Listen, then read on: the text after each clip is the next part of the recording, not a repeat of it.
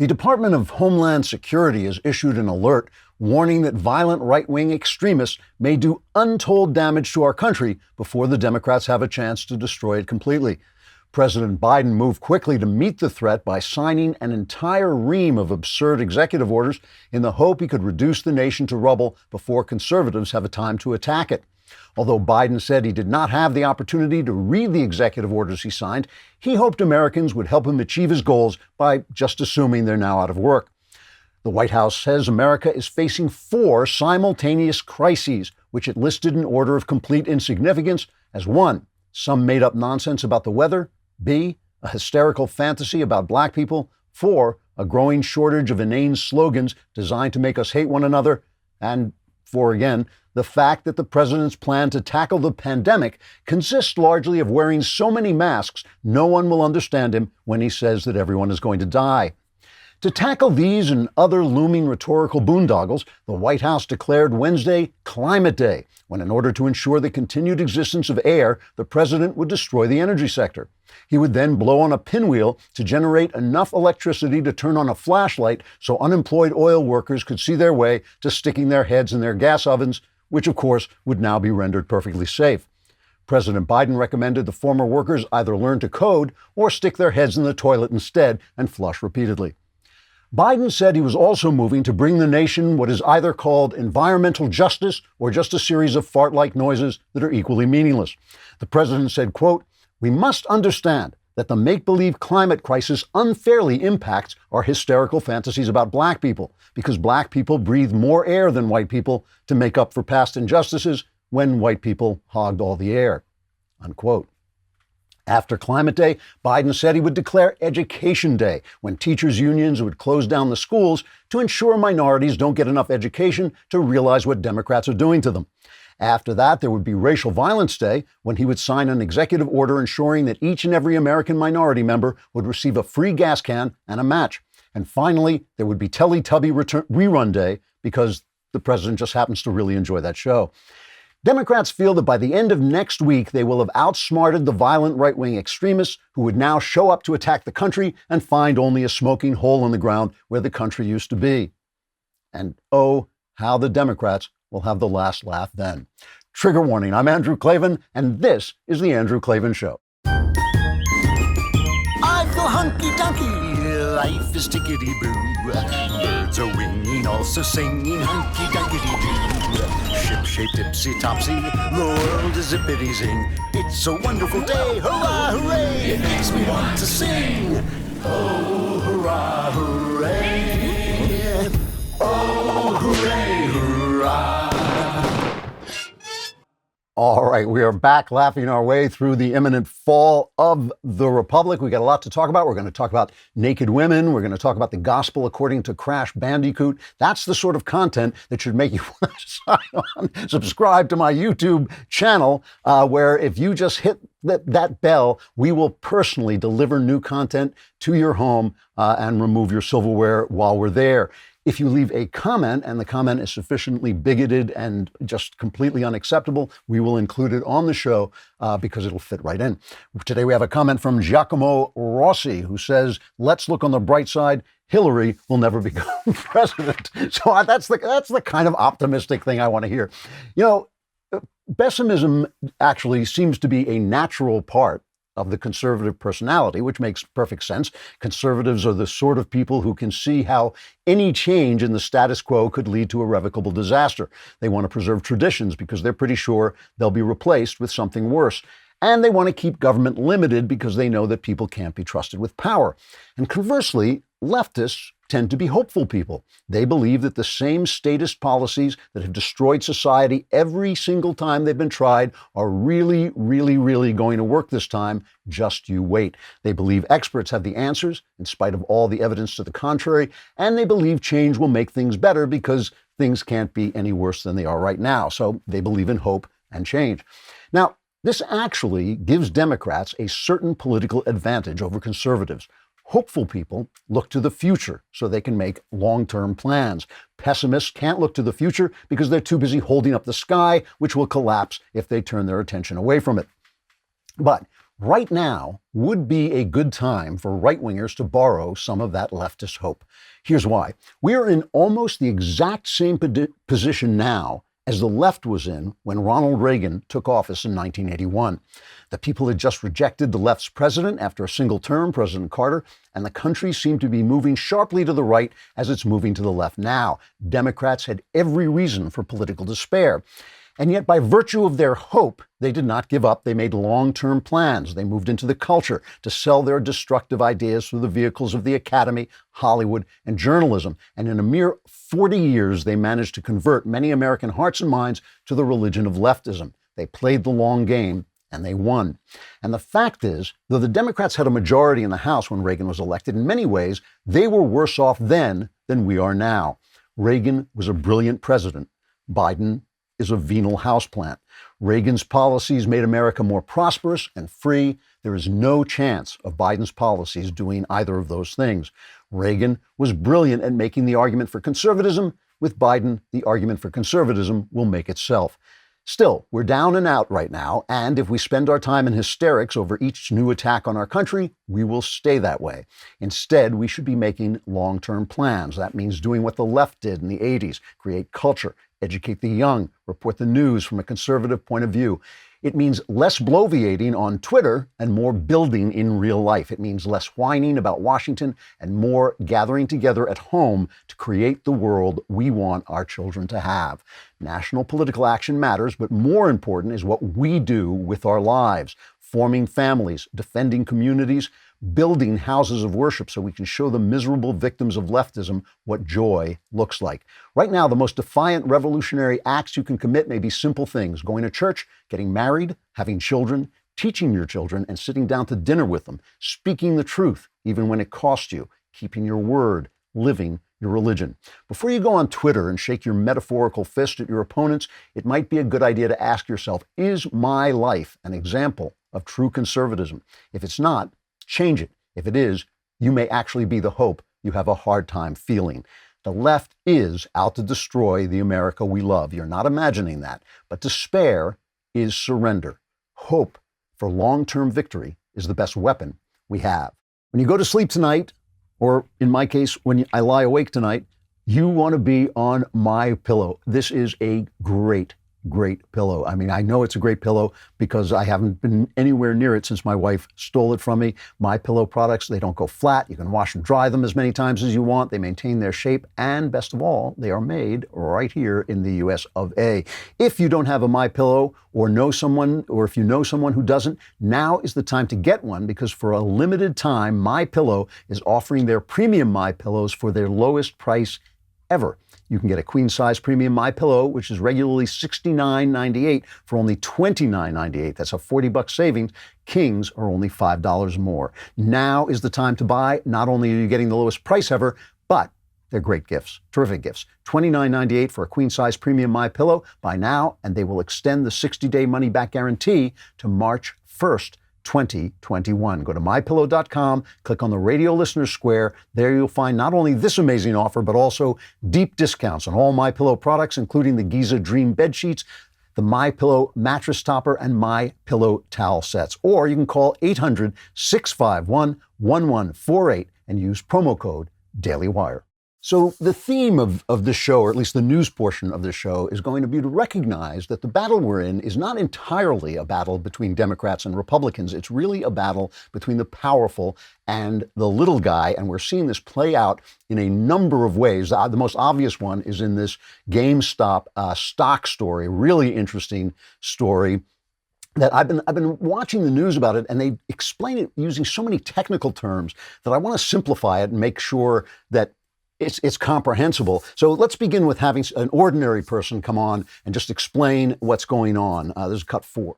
From what I understand, there are these people who they have lots of money, and they have hedges around their house, and they go to the market, but it's like not a real market.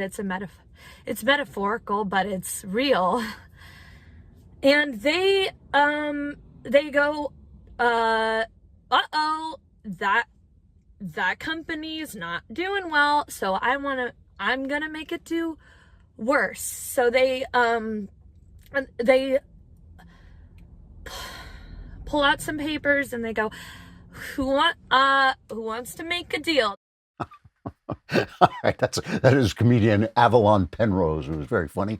Here's what's happening. There's a thing called shorting a stock. Not everybody knows what this is, but it is betting on the stock to fail. And the way you short a stock is you take a stock that you think is probably from a company that's not doing too well. You borrow some stock. So I borrow a piece of stock from you that is worth, say, $10.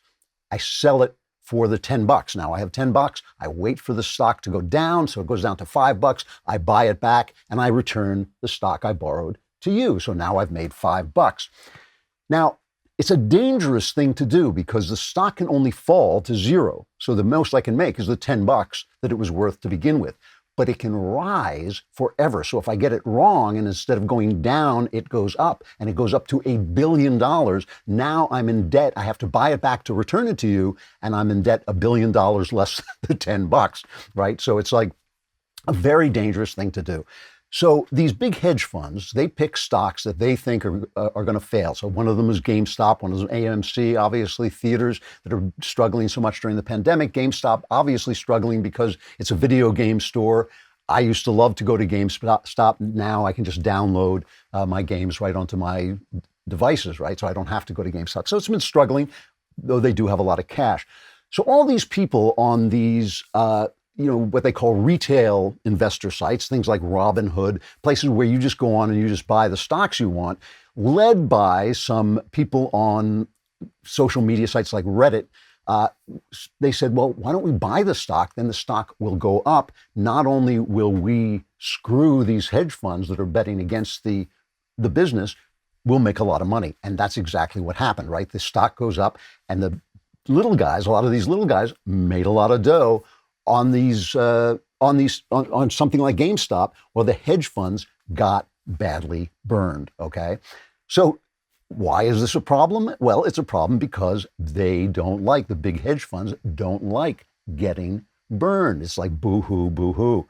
So Robinhood, which is one of these sites that tells you, come on, you can buy stocks. They started to ban the sale of GameStop to stop these guys from doing it. And the idea is, this is getting in the way of the really serious investors who know what they're doing. And it's inflating this stock where the serious investors know that the stock shouldn't be inflated because GameStop isn't doing well. Actually, GameStop actually had a lot of cash on hand, so it's not necessarily true. Now, here's the first thing you have to understand, all right? The first thing you have to understand is that the experts, the stock people, they know nothing. They know 0% of what's going to happen. They are 0% aware of what is going to happen next. When you hear the guy on the news, they always have that brief thing on the news, and he says, Wall Street went down today on news that Joe Biden had a corn on his foot. They don't know why the stock went down. That has nothing to do with anything that people actually know. I know this. I've told this story before. I'll tell it very briefly because I once told it for about 20 minutes, and it is a hilarious story. My wife and I used to have experts, stockbrokers who would advise us. And I started to notice my wife, who was the sweetest, most feminine, elegant lady in the world, would occasionally come in and say, there's this new business called Amazon. I think we ought to invest in that. And these stockbrokers would say, little lady. They always had these like little slogans they would come up with, which meant absolutely nothing to dismiss what my wife was saying. And they would always say, you can't ride a horse when the barn's on fire.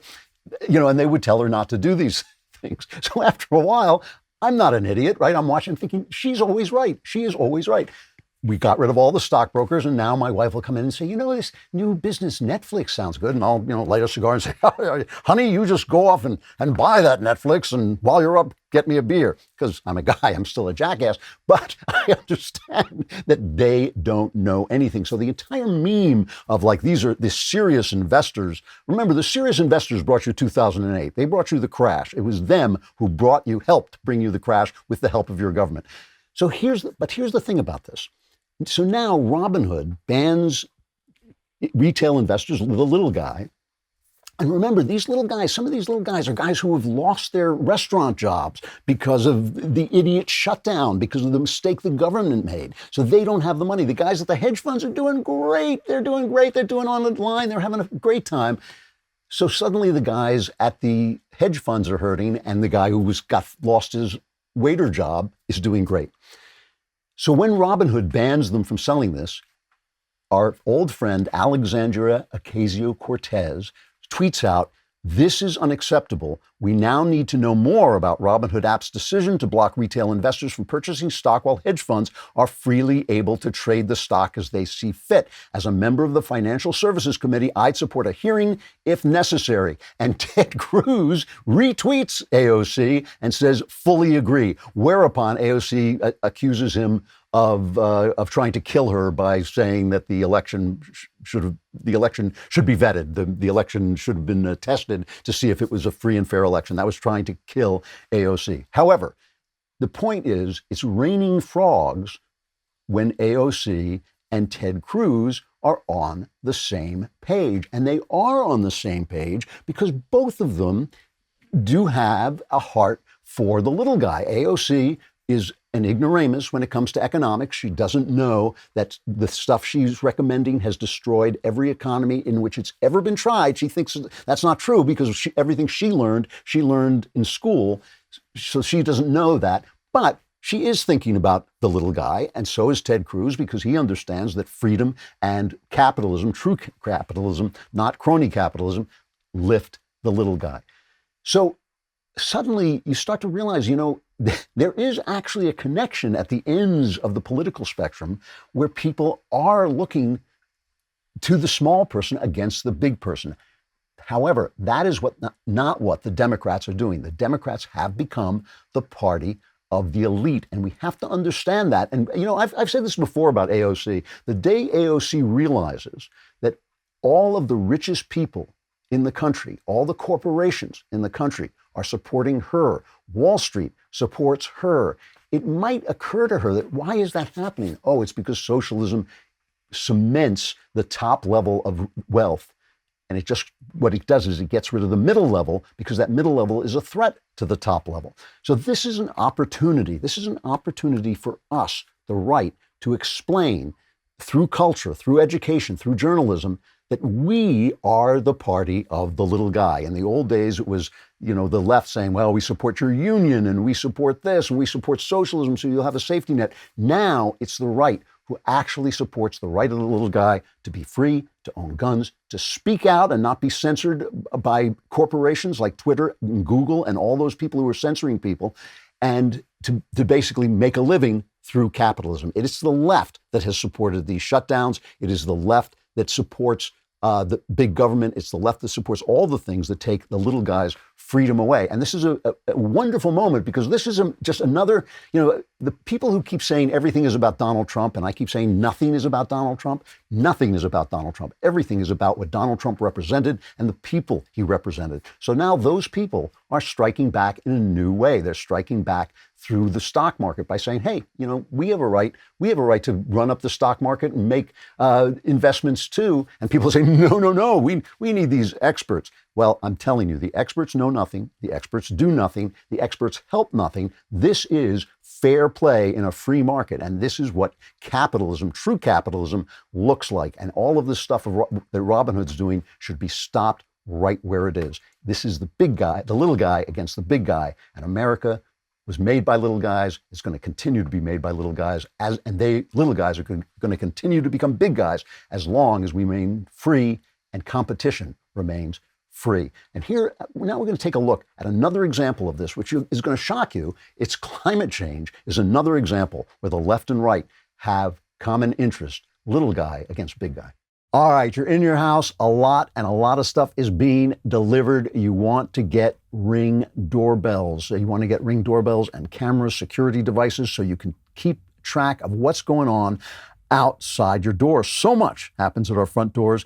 It's one thing that definitely hasn't changed. In fact, it's gotten more so. And in my house, I'm getting more deliveries of books. With my wife out of town, I'm getting a lot of food because otherwise I would starve to death. It has never been more important to be able to see who's there, what's happening. It's a perfect time to upgrade your doorstep with a Ring video doorbell. With Ring, you can see and speak to whoever's at the door from anywhere, right on your phone. You'll never miss a visitor, whether it's your neighbor, your dinner, or your groceries. And you can keep those packages and deliveries safe. With motion detection, you'll get notified even if they don't ring the doorbell. If someone stops by or something is going on, Ring lets you know. And right now, you can get a special offer on the Ring Welcome Kit at ring.com/Klavan. It comes with Ring's Video Doorbell 3 and Chime Pro, the perfect way to upgrade your front door and start your Ring experience. So go to ring.com/Klavan. That's ring.com/Klavan. Anyone comes to your door, wherever you are, all you got to do is look at your phone and speak to them and say, how do you spell Klavan? And if they say Klavan, they know, they must know me, so, call the police. Man, that last segment was good, right? Now for our top story. So this past Wednesday was Energy Day at the White House. I mean, Joe Biden has signed more executive orders in the first week of his presidency than most presidents sign forever. So for Energy Day, he basically crippled the oil and gas industry in the name of climate change, right? He declared a moratorium on new oil and gas leasing on public lands. He's already killed the Keystone Pipeline, which is it's something like 11,000 jobs directly, but there's other tens of thousands of other jobs affected. And the thing when it comes to climate change is our arguments are stupid. A lot of our political arguments are stupid. What you have is the left on one side saying we're all going to die in 8 days or in 12 years or whatever stupid thing they're saying. And we say oh, there's no such thing as pollution. We are so extreme on the other side, we just react to what they're doing.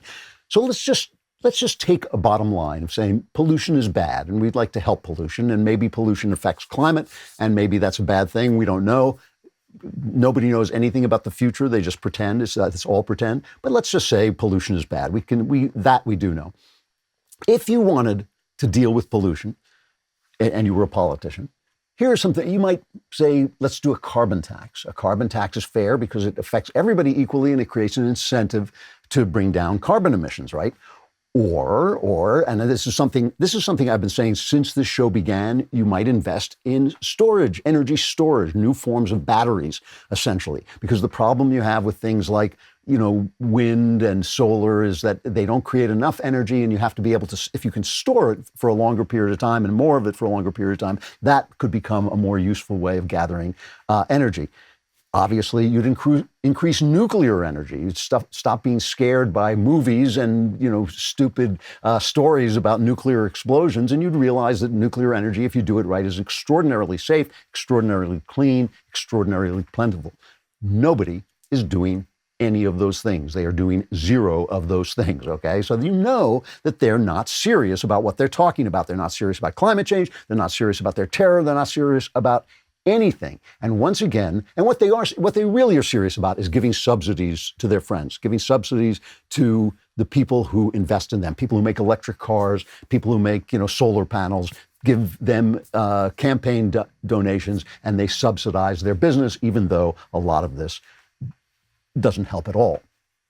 So this, once again, brings I won't call them serious people, I'll call them authentic people on the left, together with us, with conservatives. Michael Moore, of all people, I know it's like it's raining frogs, but Michael Moore made a film recently called The Planet of the Humans, which explores the fact, and it's got a lot of nonsense in it, a lot of eat the rich nonsense in it, sure, but it explores the fact that a lot of these supposed attempts to control pollution are fake. So for instance, here's a scene where an environmentalist expert who believes very much in reducing carbon emissions goes and interviews a guy who makes hydrogen cars, clean burning hydrogen cars. Let's cut 12. I'm in a strange position. I'm against our addiction to fossil fuels and have long been a fan of green energy. But everywhere I encountered green energy, it wasn't what it seemed. This is like a perpetual energy battery. And where do you get the hydrogen from? The hydrogen, hydrogen is sourced from any hydrocarbon material. So you can get it from natural gas.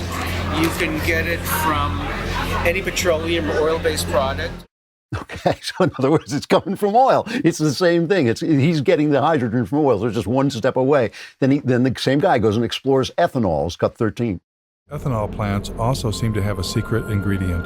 This is the most productive farmland in the world, and we're not that far west of the biggest coal mines in the world as well. So bring the two together and get an ethanol plant. Great. So ethanol was reliant on two things: a giant fossil fuel-based industrial agricultural system to produce corn, and even more fossil fuels in the form of coal.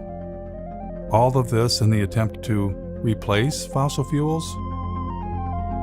It was enough to make my head explode. Here's something else that will make your head explode. In 2011, 9 years ago, before Michael Moore made his film, another brilliant filmmaker named Andrew Klavan did a film in which he interviewed the Green Jobs Answer Man and came up with some of the same conclusions. This is cut 15. Building a windmill would be a green job. Yes. And making the materials you'd need, working at the factory. Very green. And transporting the windmill to the wind farm. Fantastically green. And putting the gas in the truck that transports the windmill. Grassy, greeny green. And drilling the oil that makes the gas for the truck. Another wonderful green job we can spend your money on. So Ted Cruz and AOC are on the same page about GameStop, and me and Michael Moore, I and Michael Moore are on the same page about the waste of green jobs, that green jobs is nonsense. So what happens to Michael Moore? He makes this film, he tries to sell it to Netflix. Netflix won't buy it. He puts it up on YouTube. YouTube takes it off with just a flimsy excuse. He got it back up. It is now back up on YouTube, and he is upset because he suddenly found out that guess what? Social media and Twitter and Google and all these places, they shut you up if you offend the status quo that helps the elite. Here is Michael Moore complaining about social media censorship. Cut 14. We are going to lose this battle. We are losing this battle for climate crisis and climate change, and we are sick about it. And so we wanted to start this conversation. They don't want to have the conversation. They want to shut us down. They want that screen to be black, so that you can't see what we're going to show you. If they think what we're showing you is not right, or we're wrong, or the things our opinion or analysis is wrong, we should have that debate. Why not have the debate? Why shut us down? Why shut us down? Does that sound familiar? He sounds just like a conservative. He sounds just like us when they shut us down. So we here are things that we can agree on. Obviously, a lot of this stuff in Moore's film is ridiculous, but still, at least he's getting some of the facts finally right. He's finally getting some of the facts right. Now, there are disagreements. For instance, John Kerry points out, and this is just true, that we produce very, very little, about 10% maybe, of the carbon emissions, because the more sophisticated your technology is, the less carbon you produce. So we produce maybe 10% of the carbon emissions in the world. So anything we do is not going to have a big effect. And John Kerry, the new energy czar, Lurch, actually says this. Is cut 8. President Biden is deeply committed, totally seized by this issue, as you can tell by this executive order, and by the initiative of getting back into Paris immediately. That's why he rejoined the Paris Agreement so quickly, because he knows it is urgent. He also knows that Paris alone is not enough, not when almost 90% of all of the planet's emissions, global emissions, come from outside of U.S. borders. We could go to zero tomorrow, and the problem isn't solved. Now, John Kerry admits this, that really what we do doesn't matter much. But John Kerry disagrees because he got caught telling the truth. So afterwards, he corrected himself. It's cut 9. First of all, I didn't say it wouldn't make any difference. I said it won't make the difference that will save us from the problem, because all of the world has to be at the table. The only point I was making, we need to reduce our emissions. We are the second largest emitter in the world. And if you put China and the United States together, that's almost 50% of all the emissions in the world. So yes, we have to do it. The point I was making is this is a global endeavor that all countries need to join in. So I'm sure you could hear what crap that was if you put us and China together, because China is producing something like 40% of the emissions, of the coal emissions, because they don't care, because they just want to catch up. When people catch up, that's when they start to say, hey, some of our people are dying from the smoke and they have to wear masks in Beijing. That's when they start to worry about it. But before they catch up, they just want to make stuff, and you need oil, you need coal to do that. So they're putting people out of business. Right? They're directing subsidies to their friends. So in order to get the subsidies to their friends, they've got to put the oil people out of business. And remember, that satisfies the base, guys like George Soros and people like that, who are going to send them money because they're dealing with the horrible, horrible emergency of climate change. What about the people who are put out of work?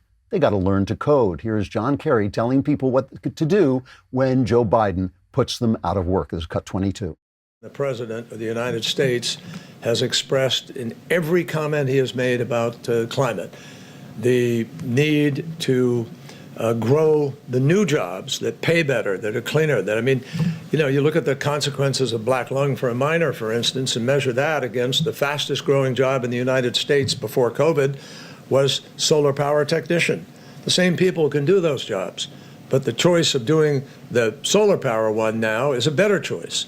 So what President Biden wants to do is make sure those folks have better choices, that they have alternatives, that they can be the people who go to work to make the solar panels. They were making them here at home. That's going to work. That's going to work great. That's going to work great. Especially if you live in Pennsylvania, if that's where your community is. It is unbelievable. It is unbelievable. Solar panels cannot produce the energy we need. Wind cannot produce the energy we need. And those things, as per Michael Moore and everybody else who's ever studied it, those things require more fossil fuel use than just using fossil fuels. Why? Because wind, you have to back it up with fossil fuels, and you have to keep those engines running while the wind turbines are turning. Plus, they slaughter all the birds. This is an amazing, amazing fact that what we are seeing now is a takeover by the elites, which leads you to believe that what they hated so much about Donald Trump, and Donald Trump could be an obnoxious guy. We all know this. Even the people who love Donald Trump know he could be obnoxious. But what they really hated about him was that he was a threat to the elites. The populism is a threat to the elites, whether it's in the stock market, whether it is in energy, oil jobs, coal mining, all of these things. These are the ways people make livings who don't live in New York and LA. And when you hear, John Kerry, who sounds just like that guy on Gilligan's Island, Buffy, Buffy, go get a solar job. You know who's talking to you. You know who the Democrats, especially now, represent. All right, your car is broken. Here's a quiz. What do?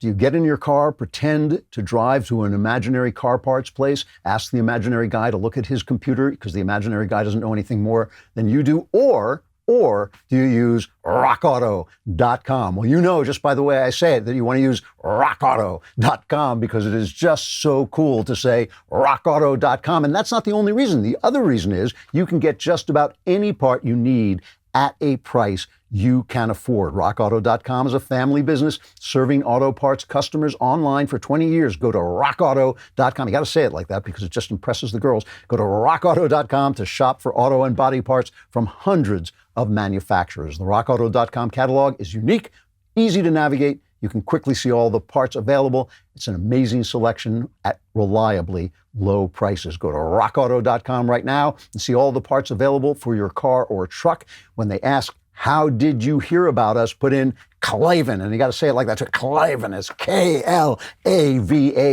I'm telling you, you will be the most popular guy sitting around talking about these things. It's the second story on the rundown, but it's first in our hearts. It is first in our hearts. It is also deadly dangerous what is happening in Washington right now.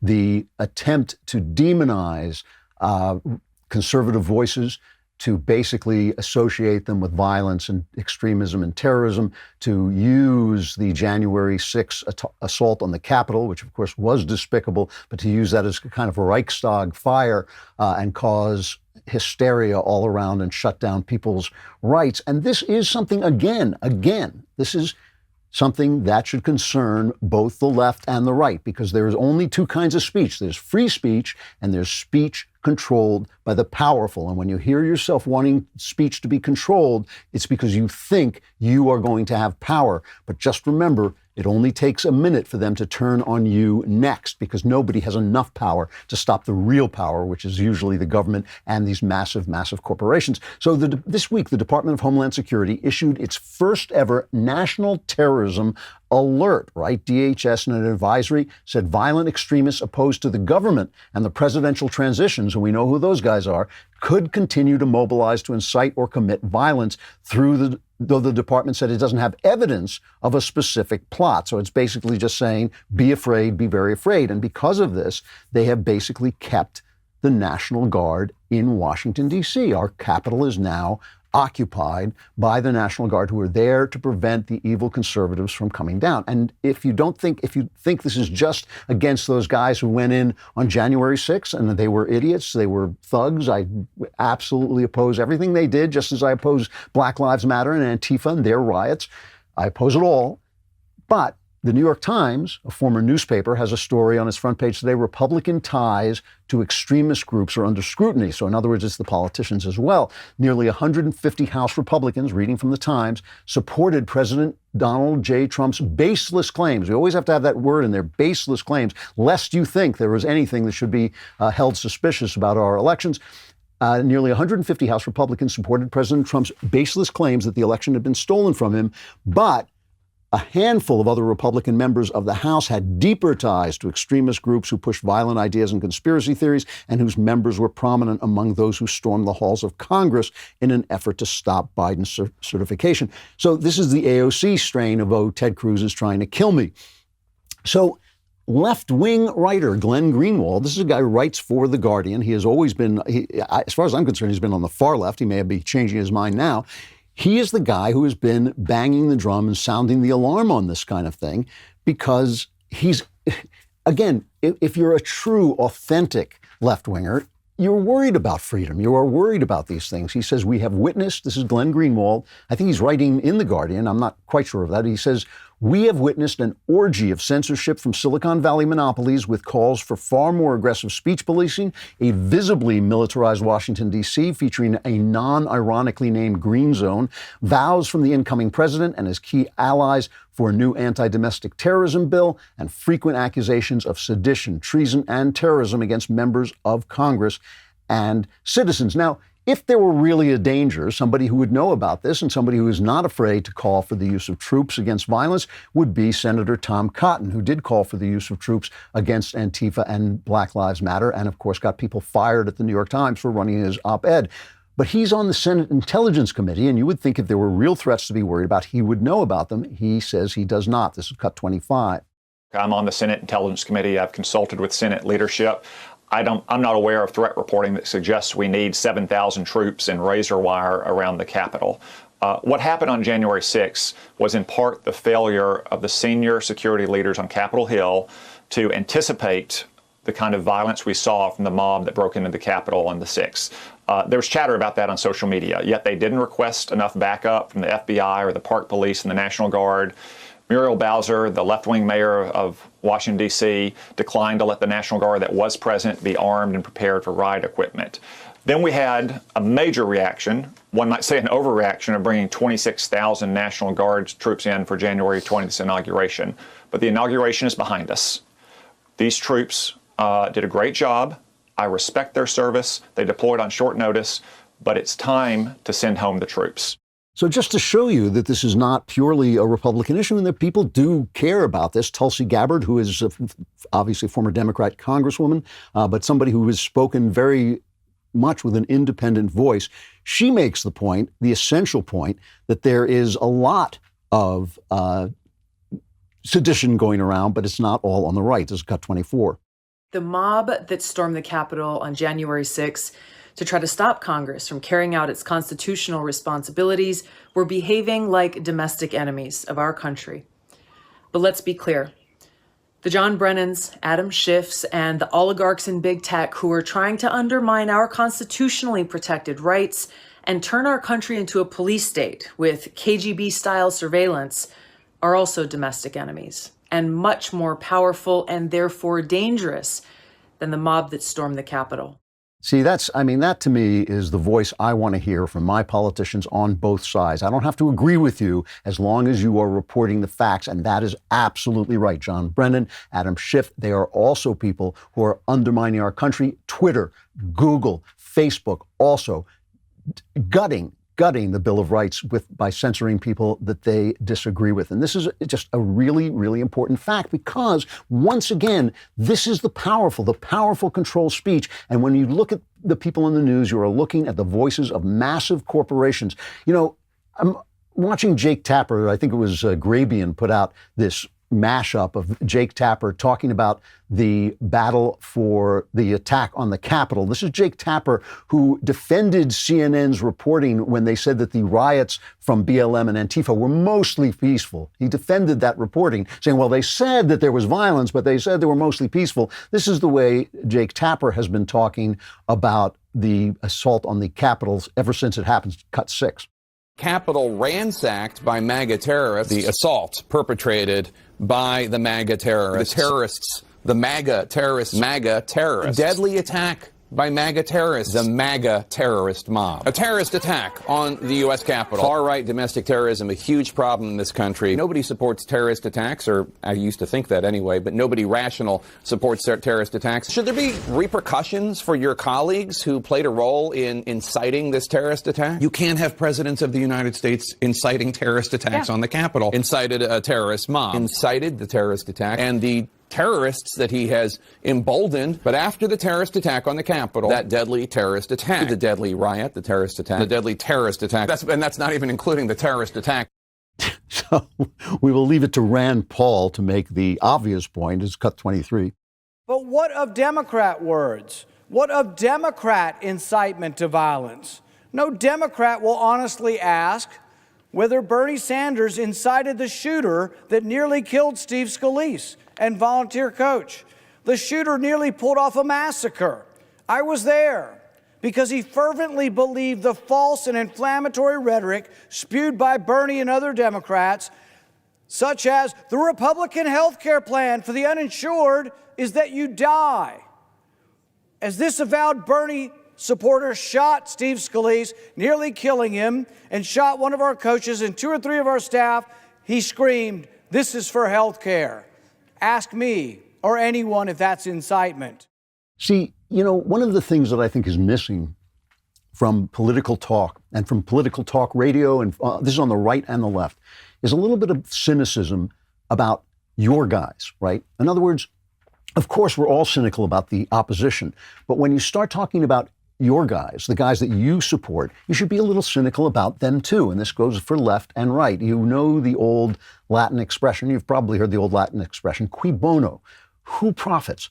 Who benefits from what is going on? And it's always, almost always, the powerful. And so when you see your conservative, if you're a left-winger and you see your conservative opponent being shut down, ask yourself, cui bono? Because that is going to be turned on you when you're the guy who speaks up. And why is the violence? Why is the violence from Black Lives Matter and Antifa and from the Bernie bro who shot the congressman? Why is that okay? It's not okay because it benefits the Democrats. It's okay because it benefits more power in the hands of the people who already have power, which is almost always the answer to cui bono. It is almost always the powerful. And so you have to defend your opponents. You have to defend the rights of your opponents because those rights, their rights, are your rights too. And that is why I'm just emphasizing that both sides have something to gain and to lose in the fight we're now in. Now, when I tell you that I am actually a bit of an exercise freak, I know you'll say to yourself, that's why he looks so fantastic.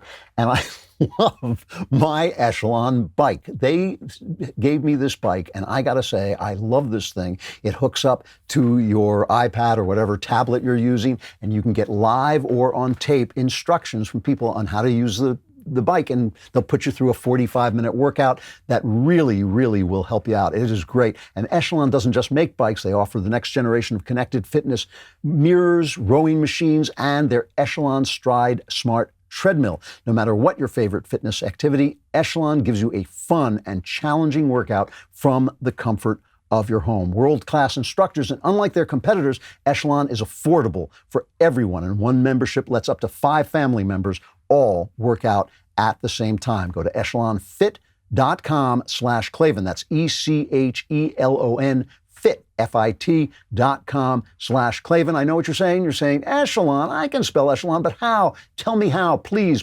explain to me how do I spell Klavan? It is Klavan.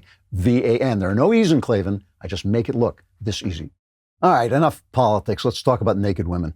That's why we're here. That's why I get up in the morning. I actually do want to talk about nudity in art. We got a lot of pushback in a scene in Run, Hide, Fight that I'm not even sure it was full actual nudity, but a woman did take off her clothes in the scene. I'm not sure how much of it was actually seen. Although I was glued, of course, to the screen when it was happening. But I want to talk about this not in terms of morality. I want to talk about what the issue is, okay? Because I just think there's a website, I know the guy who runs it, I think it's called Movie Guide, something like this. It's a guide for Christians. And you go on it, and to me, it's a little comical. It tells you whenever, like a woman in a movie, it'll say, well, there's 3 times a woman bares her shoulder, or, takes off her blouse, or whatever. They want to tell you every single thing that you are going to see when you get through this. And it just strikes me not as wrong. It strikes me as simplistic way of approaching things. And I do not think Christianity is supposed to be simplistic. One day, a long time ago, I was walking down, I think it was 57th Street in New York, great big boulevard in New York, and I saw a group of New Yorkers standing outside a storefront and in stitches. They were just laughing hysterically. And I went over to find out what they were watching, and they were watching Charlie Chaplin in city lights. You could see it in a TV screen, and since it was silent, it made perfect sense, even though you were standing out there. So we'll run a little bit of this because it is one of the great scenes, one of the great Charlie Chaplin scenes, and it's hilarious. And what you see Charlie Chaplin looking in this window of an antique store, and there is I think he's looking through the window of an antique store, and there's a nude statue in there, a statue of a nude woman. And he's pretending to look at all the other things, but he keeps glancing back at the nude. And when he looks at the nude, he's pretending that he's appreciating this at this very high artistic level. But we know that he is being lascivious. We know that he is being lustful. And it is a brilliant, brilliant point that the human body has always served as the gold standard of beauty, and artists have been painting the human body and making sculptures of the human body forever, right? It is something that has always been what artists want to do. It is complex, but it's beautiful. It is, like I said, it's the gold standard of beauty. But on the other hand, there is this lustful, lascivious action, way in which we react to the bodies of the opposite sex when they're naked. And this has been, part of art too. There's a frame story to William Shakespeare's Taming of the Shrew, where they're trying to trick this drunk guy. And at one point they show him all these pictures of mythological events. And we know they're showing it to him because the women in the pictures, in the paintings, are naked, and so they're just trying to turn him on. There's also a famous picture. I couldn't find it, unfortunately. I was looking all over for it. I think it's Picasso. It's a Picasso self-portrait in which he shows himself painting a nude. A nude model is posing for him, and he's painting the nude, and his shadow is reaching for her in this kind of assaultive way. So this distinction there's not a dark line between what is artistic and what is just pornographic, okay? In fact, there was a famous book a long time ago in which I think it was Kenneth Clark wrote about the difference between the naked and the nude, that the naked is somebody who has been stripped of their clothing and is therefore exposed and ashamed, but the nude is someone who is presenting the body to you in this artistic way. And a famous writer, Robert Graves, wrote a poem called The Naked and the Nude, where he made fun of this idea and says, the way the poem goes, he says, the nude are bold, the nude are sly, to hold each treasonable eye while draping by a showman's trick their dishabille in rhetoric. Dishabille means undress. So in other words, what he's saying is you can talk about it all you want, but they're still naked. The nudes are still naked. And at the end, he pictures the naked and the nude in hell. And he says, yet when they both together tread the briery pastures of the dead by gorgons with long whips pursued, how naked go the sometimes nude. In other words, they're the same thing. And look, this goes back in time. People, like I said, artists have been making nude statues as long as we can remember. There are these fertility goddesses that you can find that are just kind of little, rocks carved into the shapes of women. And people say, well, that's a fertility goddess, but they don't know. They don't know. It may have been, the caveman's version of Playboy. It may have been what a teen caveman took into the bathroom with him when he wanted to turn himself on. This distinction between the naked and the nude goes directly back to the Bible. It goes back to the beginning of time, all right? So as you know, I love the arts. I love all the arts. I love painting. I love going to museums, and I like having nice paintings in my house. And one thing you can do with Paint Your Life is you can not only have a nice painting, it can be a nice painting of something you choose, a family member, a pet, anything you want. If you have got a photo, any photo at all, they will transform it into a hand-painted portrait at a truly affordable price. You can choose from a team of world-class artists, work with them until every detail is just the way you want it. It's a user-friendly platform. It really is easy. It lets you order a custom-made, hand-painted portrait in less than 5 minutes. You can get one of your children, family, a special place, a pet you love, whatever. They really do come out nice, and you get to work with the painter all the way along the line. At paintyourlife.com, there's no risk. If you don't love the final painting, your money is refunded, guaranteed, and right now is a limited time offer. You can get 20% off your painting. That's right, 20% off and free shipping. To get this special offer, text the word Andrew to 64,000. That's Andrew to 64,000.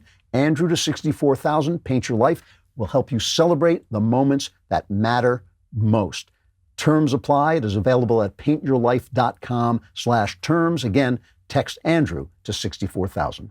When you read the Genesis story that we're all familiar with of Adam and Eve in the garden, they are naked until they commit a sin, until the fall of humankind. And they're perfectly happy being naked until they eat the forbidden fruit. And when they eat the forbidden fruit, they suddenly are ashamed. They cover themselves up with the famous fig leaves. And that's how God, well, obviously God knows, but he says to them, who told you you were naked? Who taught you to be ashamed? And that means there's a distinction between who we're meant to be, which is at peace with our bodies and openly not ashamed of our bodies, and who we are in our fallen state because of the, one of the things, I think St. Augustine said that sin disorders the passions. And so our passions are now disordered, and we cannot look on one another's bodies with appreciation of the beauty without also having this kind of lust. In one of the great poems of all time, Paradise Lost, one of my favorite poems by John Milton, which is an epic poem about the fall of man, he actually famously has a sex scene before the fall in which he shows you that sex grows out of married sex, or the sex between this man, the only man and woman on earth, grows out of their worship of God. And he gives a little lecture where he says, that people who think of this with shame are actually acting in their sin. After the fall, he then has another sex scene, right? In the first one, they're basically praying. It's a prayer, and the next thing we know, they're kind of sleeping in each other's arms naked with roses falling on them. But afterwards, Adam says to Eve, never did thy beauty since the day I saw thee first and wedded thee, adorned with all perfections, so inflame my sense with ardor to enjoy thee. Fairer now than ever, bounty of this virtuous tree, having eaten the forbidden fruit. He says he wished he'd eaten the fruit 10 times if this is how pleasurable it now is to have sex. And she's right on board with it. She is right on top of it. So we actually find ourselves in a bind that we were made to love the human body and to admire the human body, but in sin, we can't. And that's why there's no sense in pretending we're not in this fallen state. That's what the Romantics wanted to do. They wanted to have free love. And in free love, they destroyed relationships, destroyed women. Percy Bysshe Shelley, the poet, was a great believer in free love, left his wife to marry Mary Shelley, the author of Frankenstein, and his wife drowned herself. Mary Shelley's stepsister, Claire, had an affair with Byron, and later said, this free love She had a child by Byron who then died tragically, and Byron took the child away from her and kept it from her.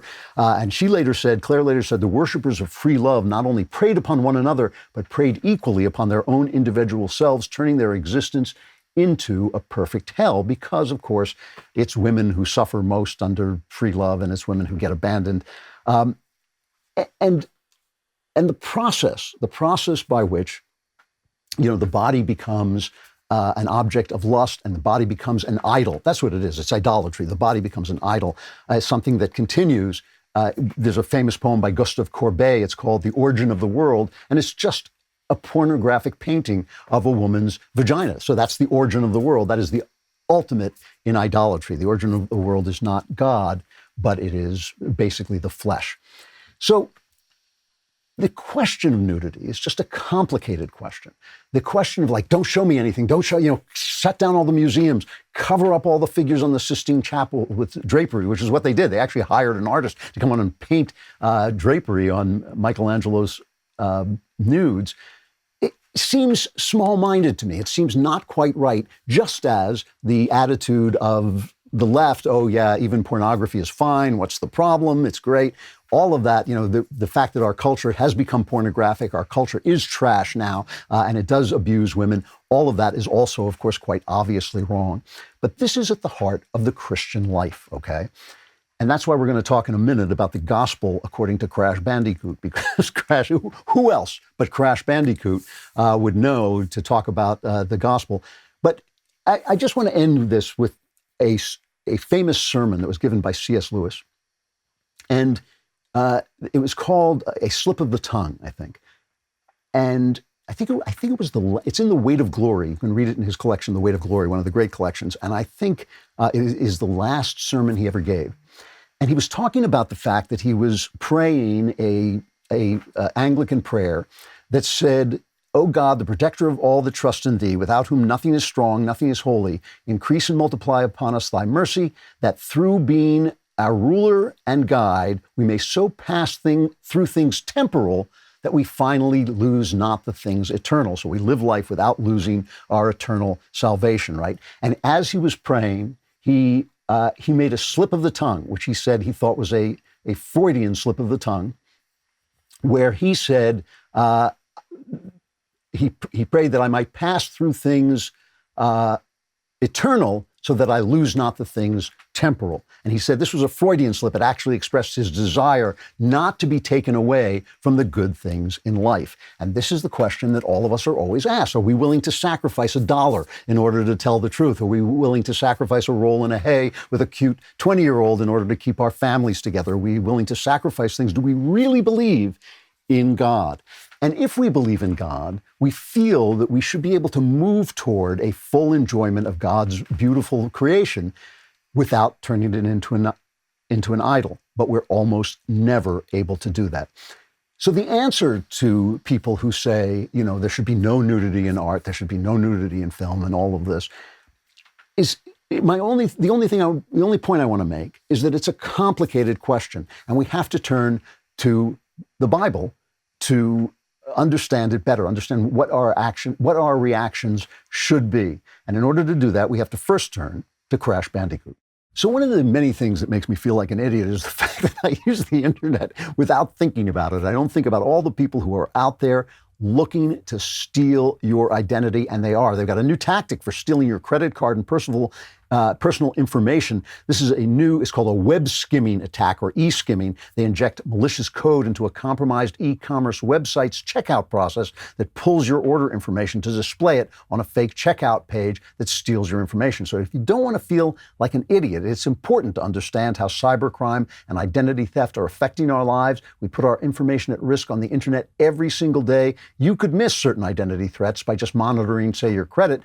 But it's a good thing there is LifeLock. LifeLock is a leader in identity theft protection. LifeLock detects a wide range of identity threats, like your social security number for sale on the dark web. And if they detect your information has potentially been compromised, they will send you an alert. They have done this to me several times. It is extremely helpful. No one can prevent all identity thefts or monitor all transactions at all businesses. LifeLock can see threats that you might miss on your own. So join now and save up to 25% off your first year at LifeLock.com/Klavan. That's LifeLock.com/Klavan for 25% off. You have to first go on the dark web to find out how do you spell Klavan.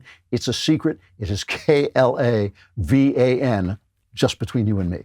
Well, speaking of culture, the Daily Wire is taking back the culture, starting with entertainment content. Earlier this month, we released our first film, Run, Hide, Fight, exclusively for Daily Wire members. You can catch it over at dailywire.com on our mobile app or on our streaming apps at Apple TV and Roku. If you're not a Daily Wire member yet, shame on you. Hang your head and use promo code RHF for Run, Hide, Fight, RHF, to get 25% off. We picked up Run, Hide, Fight after Hollywood studios turned down the, quote, distasteful subject matter because it didn't include leftist talking points. It wasn't pro-gun control. It celebrated heroic bravery instead of glorifying mass shooters. Early critic reviews for the movie were very negative. But once we released it for you guys, audience scores exploded. Run, Hide, Fight is now at 93% audience rating with over 2,000 reviews. Run, Hide, Fight follows Zoe Hull, a high school senior coping with the recent loss of her mom and feeling detached from her friends and classmates, and one day her high school is invaded by 4 nihilistic gun-toting students with plans for the worst school shooting in history. Zoe finds herself in a position to help, so she fights back to save her fellow students. It is a good thriller. I promise. You can catch it over at dailywire.com, on our mobile app, or on our streaming apps at Apple TV and Roku. If you are not a Daily Wire member yet, flog yourself, and after flogging yourself, use promo code RHF to get 25% off. That's RHF for Run, Hide, Fight for 25% off.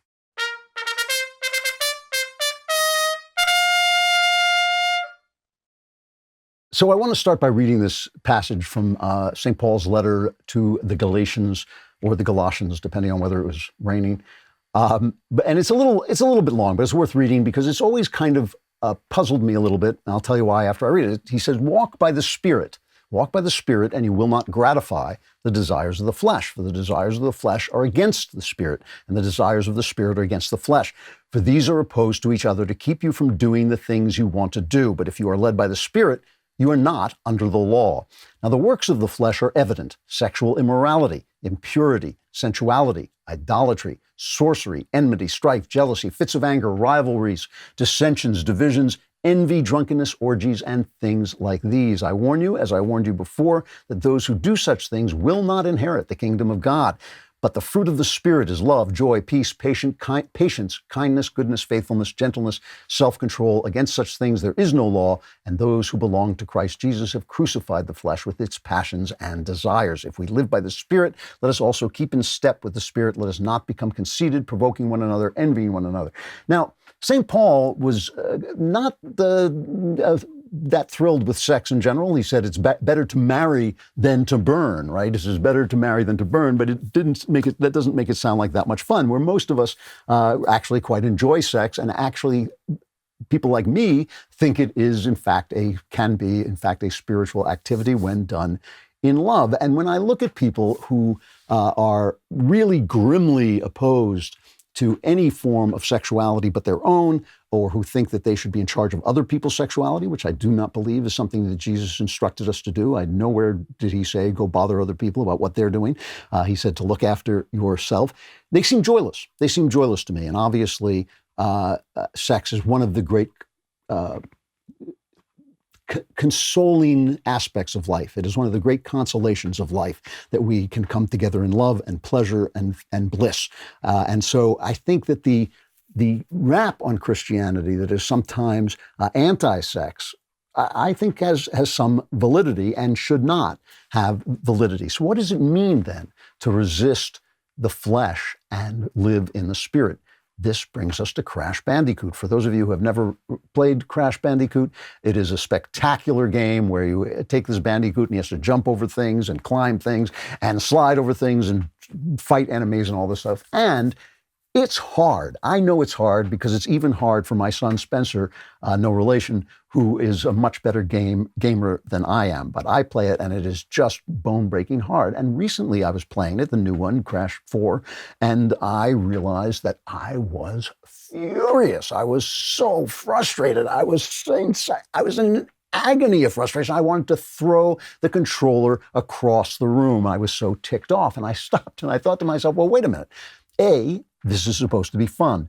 B, it doesn't matter. You know, in the new Crash 4, you can't, in the old ones, you could die and lose your lives and then get set back. In this, you can't. They don't care. You just play forever. There's no penalty to failing. So why was I so upset?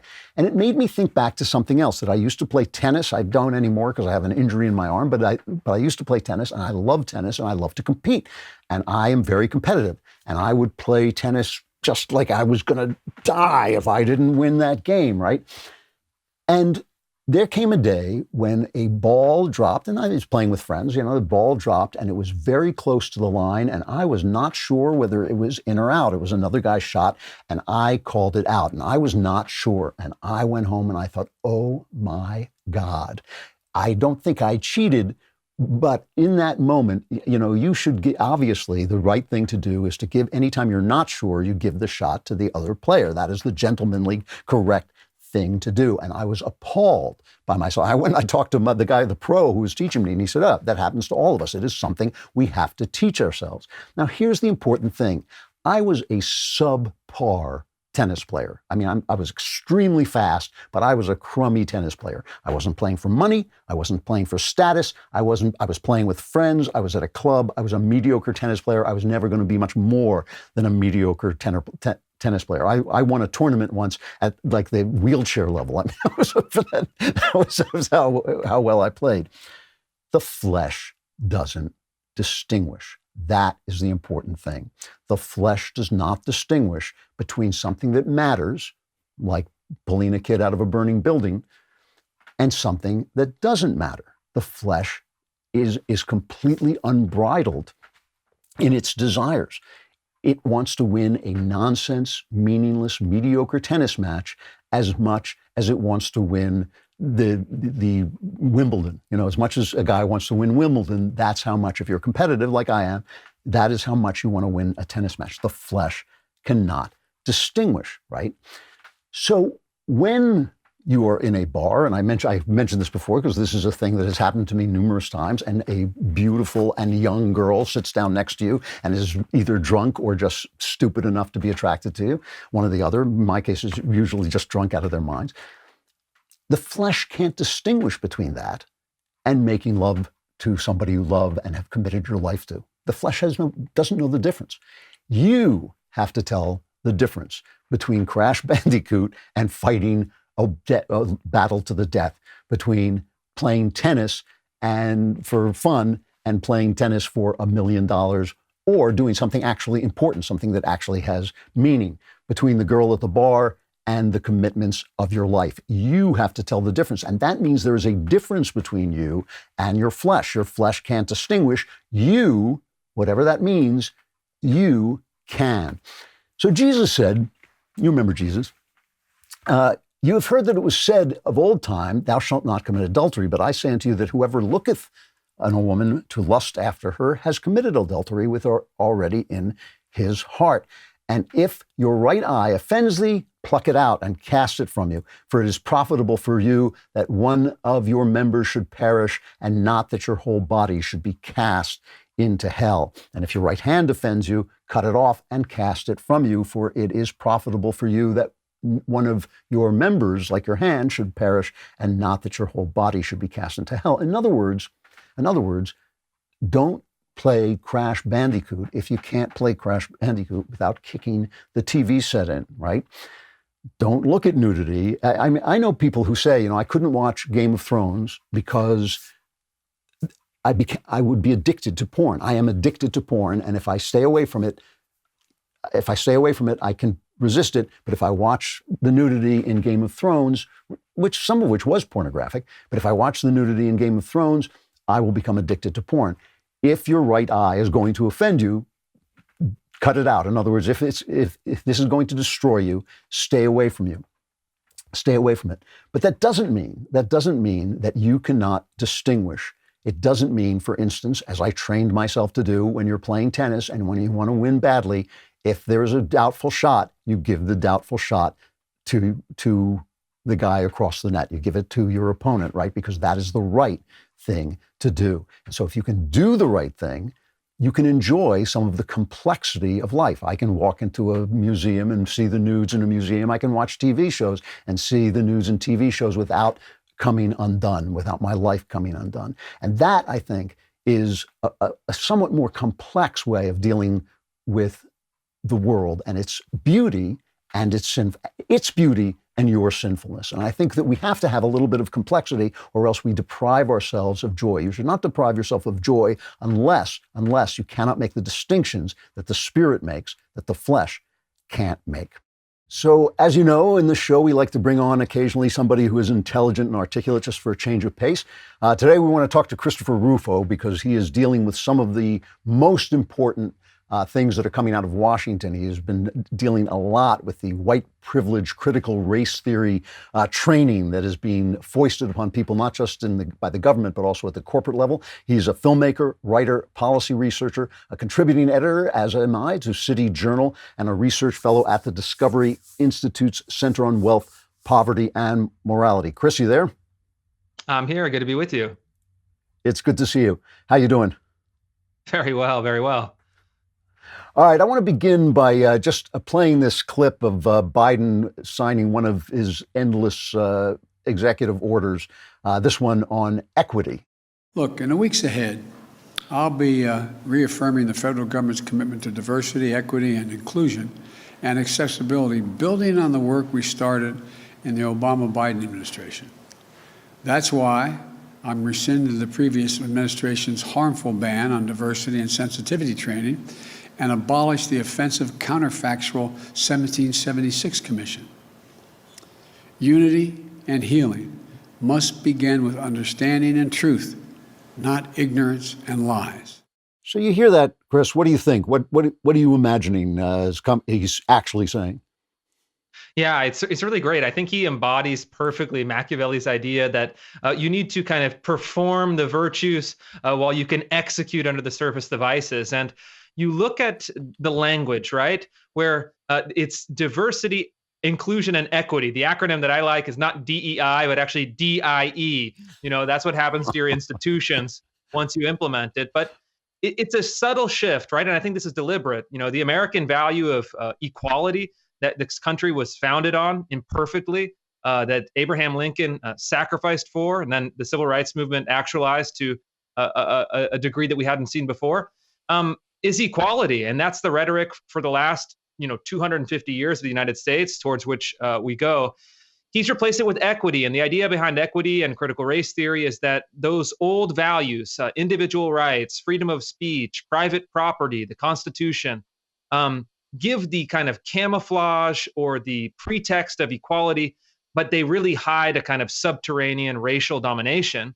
And it should be replaced with equity, which is not the protection of individual rights, but the apportionment of privileges, power, and wealth based on group identity. So his language is soothing, kind of healing, equity, unity. But under the surface, the ideology that he is proposing is radical.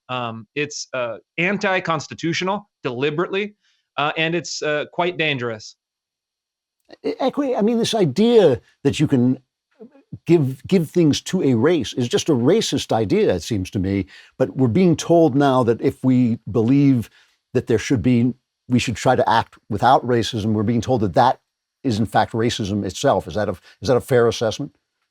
Yeah, I mean, it actually becomes very difficult. I've seen articles in kind of academic journals and the popular press where now logic is white supremacist, math is white supremacist, objectivity is white supremacist, colorblindness is white supremacist. I mean, it really is the kind of blanket accusation at anything that people don't like that want to implement, which I think is kind of intellectually at heart a kind of Marxist theory, where you look at the critical race theorists and you always ask, well, okay, racism is ever present and just as damaging now as it was 100 years ago, just in a different, more subtle form.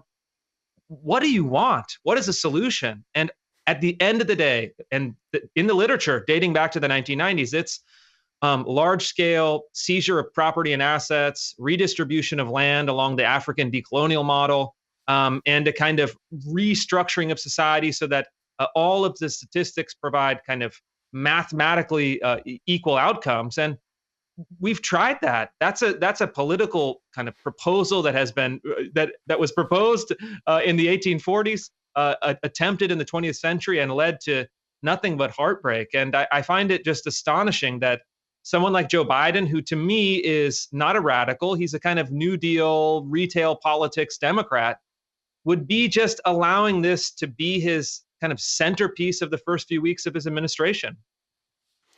It is amazing to me when I hear people say that logic is white supremacist or math is white supremacist.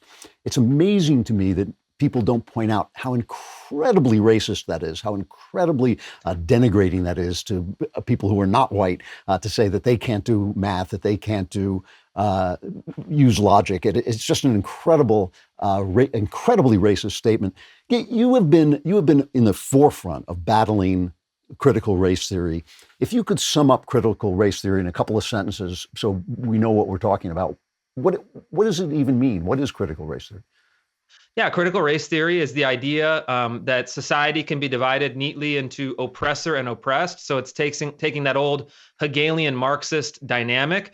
But in the 1960s, they realized that oppressor and oppressed wasn't really bourgeoisie and the proletariat. So they took the economic categories, they replaced them with racial categories, in kind of simple terms, white and black. And critical race theory's basic idea is that scholars and legal scholars and activists should look explicitly at racial dynamics, that racism is ever present, racism is everywhere at all times, and that the United States and the institutions of the United States that preach liberal democratic values really use those as a pretext for oppressing people of color, and that the kind of way forward is not through those liberal democratic values, it's not through the Constitution and the law, but actually through dismantling all of those oppressive power systems. It's pretty amazing. I mean, just in San Francisco, where the schools are shut down, they're taking George Washington and Abraham Lincoln's name off schools. That's what the school boards are meeting to do while the schools are shut down, so minority kids can't go and get an education. It's pretty amazing to me that they put forward these theories that, as far as I can tell from what I've read, they have no factual basis. I mean, I don't see any proof, A, that this is the case, that endemic systemic racism is what is keeping people down, or B, that these things actually make anybody's life better. That's what I don't see. I mean, I suppose that if you are if the government is saying to you, oh, we're going to take these guys' money and give that money to you, I can see where that would kind of make your mouth water if that's what you thought was a good idea. But I can't see any proof that A, these theories are based in fact, or B, that they will make people's lives better. Am I missing something? No, actually, they reject your kind of white, heteronormative, patriarchal conception of objectivity and facts and evidence. No, really, they say facts, evidence, and logic are actually kind of white supremacist, a white supremacist epistemology, and we actually value a narrative and the feelings and impressions of minority individuals above them. So they make it unfalsifiable in that way. But you're right. I mean, the evidence is really clear, and I think that at heart, to me, critical race theory and the kind of aligned ideologies are deeply pessimistic. I mean, they don't acknowledge any form of progress. They don't acknowledge that in a society of truly equal opportunities, they don't believe that is good enough or would actually lead to greater equality. And I think that the kind of people who are really pushing it, and this is the thing that really incenses me about it, is that it serves to maintain the elite social status of academics and journalists and bureaucrats and policymakers, but it doesn't offer for anything for people who are at the bottom of the social ladder of any racial group. And, and we talked about it, I spent 5 years documenting life in 3 of America's poorest cities, a white city, a white neighborhood, a black neighborhood, a Latino neighborhood in 3 different regions. And, the things that they said, hey, Chris, these are the problems, these are the obstacles, these are the things that we need in order to advance to kind of full dignity and equality of person, have nothing to do with what people like Ibram Kendi and Robin DiAngelo and other kind of narcissistic peddlers of the new ideology are proposing. And I think that it really is this kind of cynical academic game that cements their own status, gives them authority in HR programs, the kind of petty tyranny of corporate HR, but actually offers nothing to people at the bottom. And I'm not convinced that they even care as long as it's serving their own interests. You know, this is kind of a theme of today's show, is that we're not really dealing with left versus right. We're really dealing with elites versus the rest of us. And just as I always say that AOC should ask herself why so many corporations and rich people donate to her cause when she's supposed to be for the little guy. Guys like Ta-Nehisi Coates ought to ask themselves, why is it that they get all these prizes from elite white people? It's because they know that the things he's recommending are not going to make his kids rivals to their kids. I think that that's part of exactly what they're doing. They're actually cementing elites. They'll let some black guys into the elites, but it's not going to help the average Joe, black or white, who wants to get ahead. If I said to you, well, you know, this is some, you know, obscure stuff and obscure theories and there's articles and who cares, where is this going to pop up in my life, in an ordinary person's life? Yeah, that's the thing. I mean, I think that in 30 years ago, it's not a lot of time, this was really a kind of obscure subdiscipline of a subdiscipline in academia. But you're going to find critical race theory everywhere, in every institution that you participate in. And especially if you're in a blue-leaning state like I am in Washington State, or you are in California, it's now part of the curriculum for K through 12 education. It's at every university for higher education. Churches are now starting to adopt critical race theory in many cases. Your HR department at your technological megacorp has definitely already implemented DEI training, and you'll get it in your local library. For example, our local library in King County is now hosting racially segregated programs under the kind of banner of social justice. And it's like I think I'm not exaggerating when I say it is now the default operating ideology of most of the major institutions in the United States. And it has a couple different names. It's diversity, equity, inclusion, cultural competency, empowerment, sensitivity training, ethnic studies, kind of social justice studies. But all of those euphemisms and all of those kind of branches of influence within the institutions all trace back to critical race theory, which of course traces back to the kind of radical politics of the 1960s. So what are you doing? I mean, you've been really, you were right on top of this. Part of your work is why Donald Trump got rid of this stuff in reaction to your work. What are you doing to fight this? Yeah, well, I think, really three things. And my strategy, I'll lay it out because I know that no progressives are probably watching, so it's safe to share with your audience. But it's really three strategies. One is investigative reporting. I'm reporting on whistleblowers in dozens, now hundreds of institutions, whether in academia, corporations, universities, showing the actual concrete content of these programs, which has drawn a huge audience because it's so outrageous. Second, there's now in a movement. I hosted a Zoom call recently of 60 different parent groups around the country that are saying critical race theory is now entered our school, entered our curriculum. It's dividing students. I reported on a school in Cupertino where they were forcing 8-year-olds to deconstruct their racial and sexual identities and then rank themselves according to their power and privilege. Luckily, these parent groups are taking action, so there's a grassroots effort. But the thing I'm most excited about is the third plank in the platform we're launched essentially a decentralized and relentless campaign of legal warfare. I've recruited now, have more than 100 attorneys across the country volunteer to help on this effort. And we're finding plaintiffs. We're filing lawsuits. We've already done 3. We're doing 1 next month, and then hopefully more as the year moves on. And we're basically making the argument, making the gambit that critical race theory is not only morally and intellectually bankrupt, but actually, if you implement it in institutions, it traffics in racial stereotyping. It traffics in collective race-based guilt and harassment, and then also compels speech from government employees when they're employed in the public sector. And this is not only wrong, but it's actually illegal under the 1964 Civil Rights Act, and it's also unconstitutional under the U.S. Constitution. So we're hoping that over time, in the short term, we're going to win some cases, get some settlements, make waves in the press. But over the long term, the kind of brass ring is for us to win in the United States Supreme Court and immediately change the risk calculus for every institution in the country that's considering these programs. That's very cool. My last question for you then is, what does an ordinary person do when he confronts this stuff? I have a feature on the show where I answer questions in the mailbag, and one of the mailbag questions today is from somebody who is attending graduate school in New York City for an MFA in painting.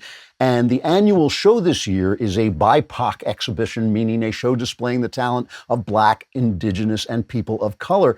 And he says the issue with the show for him is that it means that he's basically being locked out of an opportunity. He feels that this is a violation of civil rights law and of Title, I guess it would be Title 6, Title 7.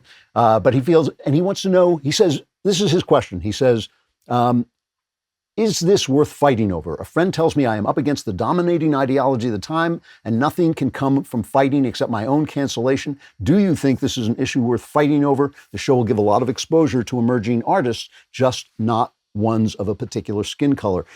What would your answer to this guy be? Yeah, it depends. It depends on your your life and your circumstances and your risk. But I think one thing is, if you're an artist, drop out of those institutions. I mean, they have nothing to offer you. I was a documentary filmmaker primarily for PBS for 10 years, and I realized that this was the direction it's going. And I could never fulfill my own kind of creativity and my own insight and my own character in that system. So I dropped out and did something different. But if you are kind of on your home turf, right? If this is your school, your church, your workplace, fight back. And I think it takes courage, which is the thing that we need more than anything. It also takes a kind of intelligent way of fighting. Marshal the right language, make an alliance among people within the institution that are think in a like-minded way, and then push back gently, and then a little more firmly, and a little more firmly. And make a stand, because this stuff is wrong, and you shouldn't be afraid or ashamed to push back against it. And frankly, unless people have the courage to stand up, this will be the society that we live in. And if you care about your community, you care about this country, now is the time to take a stand. Chris, it's really good to see you, and I appreciate your coming on. If people want to get on the Christopher Rufo train, where do they go? Yeah, you can find me on Twitter at @RealChrisRufo, or visit my website, ChristopherRufo.com. That's ChristopherRufo.com. You can sign up for my email list, and we'd love to have you. All right, it's great talking to you, pal. Thanks for coming on. I hope you come back again. I will. Thank you. And with that, it is time for the mailbag. I love refrigerators. Yeah! What the hell was that? Don't tell me. I don't want to know what that was. All right, from Andrew. Dear fellow Andrew, what are your thoughts on impeaching Biden in the future? I'm getting this question a lot. And just generally treating the Biden administration as unfairly as they treated Trump. Should Republicans start their own Russia investigation? Part of me thinks we're supposed to be better than that, but another part says, screw it, let's see how they like it. My true feeling about this, and I'm not against playing hardball politics, but my true feeling about this is it's a short-term strategy. If we keep sinking to their level, what will happen is we'll just continue to get more divided, and the people who are with them will be with them, and the people who are with us will be with us, because there won't be much to choose between us, if you see what I mean. We'll be basically the same groups of people just acting badly and doing our thing, each one of us doing our thing. And so I think it's a short-term strategy. I think we should be talking more seriously about what we are building, what we mean to build, because they have all the platforms, they have all the cultural power, they have all the means of speech, they have all the means of censorship, and they are willing to use it. They have flooded our Capitol with troops, they are investigating our politicians, they are silencing our people, they are condemning all of us, in basically calling all of us traitors and violent extremists. We have got to build the structure to put forward something different, something joyful, something free, something faithful, and something that will lead to a better life for most Americans. It is always, to me, a problem. This is, I hope this isn't a tangent. I don't think it is.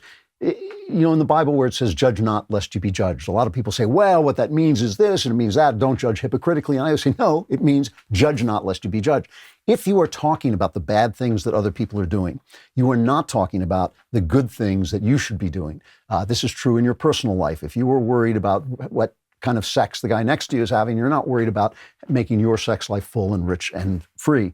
And so this is what I think we should be doing in politics. We should be focusing on building a philosophy that will reach more of the people and a way of explaining it and building the platforms, the cultural, educational, and journalistic platforms by which we can spread that word. And also, as I said at the beginning of the show, that means how you live your personal life. It also means what you present, what you represent in your life, because a lot of people talk a lot, but they spend most of their time on Twitter yelling at people and screaming at people and expressing hatred. And they don't say, you say, here's what a conservative life looks like. And it is much more joyful than your life. And that's what I think we should be focused on. And again, in any given moment of politics, you might have to play a little bit low, and it's not, politics isn't beanbag. But I think if that's what we're focused on, we're going to go astray and give people nothing to choose from.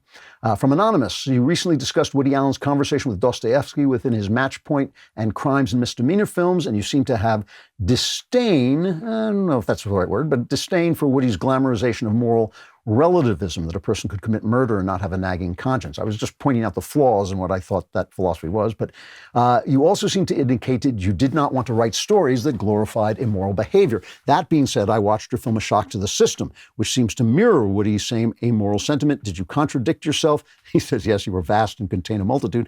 Or did I miss something? Well, first of all, thank you for quoting Walt Whitman. But the film Shock to the System. First of all, this film Shock to the System, starring Michael Caine, which I wrote the script for based on Simon Brett's excellent crime novel, is a really good movie, and you should see it. It's one of those movies that if there's a book called 100 Great Films You've Never Seen, it's in there because it didn't do that well at the box office, but it is a really good movie.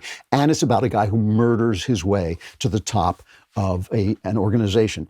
Did you miss something? Yes, you did. Am I going to tell you what it was? No, I'm not. I do not interpret my own work. My work is there for you. It's for you to live through. It doesn't need an interpretation. It is just an experience. But yes, it is not. I will tell you, go so far as to tell you, it is not doing, as a work, it is not doing what Woody Allen did in those films. And I don't disdain what Woody Allen did in those films. He's an artist. He has a right to put forward his vision. I was just pointing out why I thought his vision was incorrect. From Jacob, the problem I'm hoping you can help me with involves church. Over the last few years, I began discovering my faith through reading the New Testament, C.S. Lewis, and by listening to you, among others. That's nice. This is one of a couple of letters that tells me this week, and I was really happy to hear it. I finally found the fullest conviction of my faith, proudly consider myself a Christian. That said, it seems so many churches of today don't provide the type of insightful connection to God that I find when I study my Bible in solitude or discuss Scripture with a good friend over a cigar. The Bible explains the importance of church, but I can't seem to find a place to call home. I've been holding off my baptism until I do, which leads to another problem. My question is, how did you find your church? Is it even necessary to go to a physical service every Sunday? What can I do to find a solid place of worship? Yes, it's important to go to church. It is definitely important to go to church. And yes, our churches have become corrupt, meaningless. They are lost in a search for relevance, and they have forgotten to preach the gospel. And it is a genuine problem, and I have a problem with it too. I have found a church where I like the people very much, and where they are not saying anything yet that I feel is anti-gospel, and frequently do say things that are good, that I really like. And as I say, I like the people. They're faithful people. They're true people. Just last Sunday, I went there and had a experience of connection with God that I do not think I would have had on my own. I do have experiences of connection on my own, but this was different. It had to do with being there. I think it is important to be there. One thing I think all of us should be doing, and I rebuke myself for not doing it yet, and now I'm in a situation where I'm hoping to be somewhere else, so I don't want to start doing it now. But one thing I think we should be doing is gathering are, we can be, it says two or more of you, wherever two or more of you are gathered in my name, right? So it doesn't have to be an established church. It does not have to be an established church. You can establish a home church. There's no reason for you not to do that. And one of the things I think more of us should be doing, especially people like yourself, Jacob, who are having this problem, and like me, who is having this problem, I think we should be gathering together in our homes with 9 or 10 people. Either we know, or I know somebody who just put out an advertisement in a local paper, if you would like to gather with me to discuss scripture, and people did. And you can organize that any way you want. If you are not a Catholic, obviously Catholics have to go to a Catholic church, but if you're not a Catholic, you are perfectly allowed to gather together and have communion and drink the wine and eat the bread. You're perfectly welcome to do that. You're perfectly welcome to read scripture, discuss scripture, and even go through the rituals if you want to. You do not need a license to worship God together. So what I would say is, if you truly cannot find a church, and I understand this, I really do, if you truly cannot find a church that you don't think is corrupt or is anti-gospel, make one, build one. And it doesn't have to be a big deal. It doesn't have to be, in a special building. It just has to be a couple of friends who get together and talk about what is in the gospel. Read something from the Bible, and talk about it and discuss it, or have one person take each meeting and let him give a sermon or her give a sermon, and then discuss that. Any way you want to do it, I just think we should be building, just like I think we should be building our own culture, I think we might have to start building our own churches to bring it back to the gospel. Well, I remember at one point when we were looking for a church, I remember sitting and having coffee in bed with my wife and turning to her and saying, what does it take to get these clowns to preach the gospel? I don't want to hear about Black Lives Matter. I don't want to hear about gay pride. I don't want to. Not saying you have to disagree with that, not saying anything. It's not in the Bible. Preach the Bible. Tell us what it means, then let us make our own political decisions based on that. All right. From Edward, dear all-knowing and somewhat powerful Mr. Klavan, I'm emailing you because I'm in a confusing place in my life. I'm a 25-year-old single male who moved to Florida a year ago, leaving behind my family in Rhode Island in search of making something for myself. I always had a passion for the arts. I dreamed of writing a movie script or touring with my band, but I'm starting to realize I'm losing my youth on what seems impossible. Being unable to get a job during COVID, I started to think that I could work on some project, but as soon as I would go to work on something, I would fear that it would be a waste of time and I'd give up.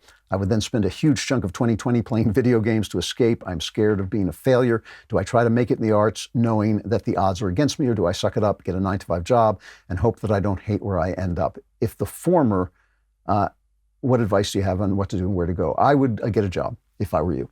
First of all, I don't know this for a fact, but there's reason to believe you're not an artist. I don't know that for a fact. I could be totally wrong. But an artist given a chance to create, a moment in which to create, creates. When all my speeches were canceled because of COVID, I immediately thought, well, now I can write more. And I did. So the fact that you were playing video games indicates to me either that you're just not an artist and you were trying to do something that you haven't got the capacity to do, or that you're depressed. And that is something that you should look into. Because first, throw away your video game. That's the first thing you should do. Throw away your video game. Get checked for depression. Go to a good psychotherapist and see if you are depressed. Second, get a job. Get your life together. Support yourself. Bring down a paycheck so that you are somebody in the world and have a place and something that you do in the world that is you. And then, if you want to create something, wake up an hour earlier every day and for an hour, create that thing. Who was it? Elmore Leonard used to tell aspiring writers, if you want to write, wake up an hour earlier and in that hour, write. And even if you write only a single page, after 300 days, you will have a novel. And what Leonard said was he always knew whether he was talking to a writer or not, whether they took that advice or not. And I completely understand what he's saying, right? That's why I'm saying I'm suspicious. I suspect that what you may be is a depressed person, not an artist. There is a Venn diagram of depressed people and artists.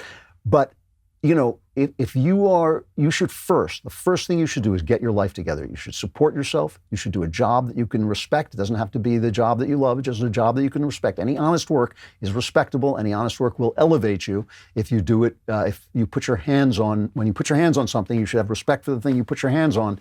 So that can elevate you. You should get checked out for depression. You should throw away your video game box and then find out whether you're an artist or not, okay? Because what you're doing now is a simple waste of time, and it's a waste of life, and you're absolutely right. It will lead to failure. I think I'm going to stop there. It is now a Klavanless week stretches before you, unless you're an all-access member. If you are an all-access subscriber, I will be on Wednesday answering your questions live. It is one of my favorite hours of the week. I love doing it. I love seeing you. I love hearing from you. So please be there. I love talking to you right here. It has been very re-energizing to do this show in a new way. I've been really excited by it. I hope you like it too. I hope if you do like it, you will write and let me know. However, for now, I must cast you into the exterior darkness. You will find there wailing. You will also find gnashing of teeth. If you survive, if you crawl, claw, stumble your way to next Friday, I will be back there with the Andrew Klavan Show, and I will still be Andrew Klavan. I'll see you then.